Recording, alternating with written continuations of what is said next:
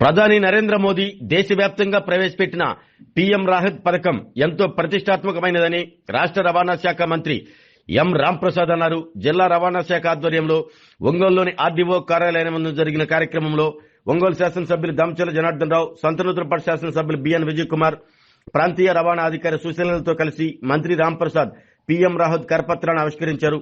అనంతరం జరిగిన కార్యక్రమానికి డీటీసీ సుశీల అధ్యక్షత వహించారు. ఈ సందర్భంగా మంత్రి రాంప్రసాద్ మాట్లాడుతూ రోడ్డు ప్రమాదంలో గాయపడిన వారికి కేంద్ర ప్రభుత్వం భరోసా కల్పిస్తూ పీఎం రాహత్ పథకం ప్రవేశపెట్టడం జరిగిందన్నారు. రోడ్డు ప్రమాదంలో గాయపడిన వారికి వారం రోజుల పాటు గరిష్టంగా 1.5 లక్షల రూపాయల వరకు ఉచితంగా వైద్యం అందించడం జరుగుతుందని తెలిపారు. ప్రమాదం జరిగిన తీరు పట్ల సకాలంలో స్పందించి క్షతగాత్రులను ఆసుపత్రికి తరలించి వారికి పారితోషికం కింద 25,000 రూపాయలు ఇస్తున్నట్లు తెలియజేశారు. ఈ పథకం వల్ల ఎంతో మంది ప్రాణాలు కాపాడుకోగలమని మంత్రి మాట్లాడారు. ఒంగోలు శాసనసభ్యులు దామచర్ల జనార్దన్ రావు మాట్లాడుతూ ప్రమాద సమయంలో క్షతగాత్రులు ఆర్థిక ఇబ్బందులు పడకుండా ఉండేందుకు ఈ పథకం ఎంతో ఉపయోగపడుతుందని తెలిపారు. రవాణా శాఖ, ఆర్అండ్బి శాఖ సంయుక్తంగా పనిచేసే ప్రమాదాలను అరికట్టేందుకు చర్యలు తీసుకోవాలని సూచించారు.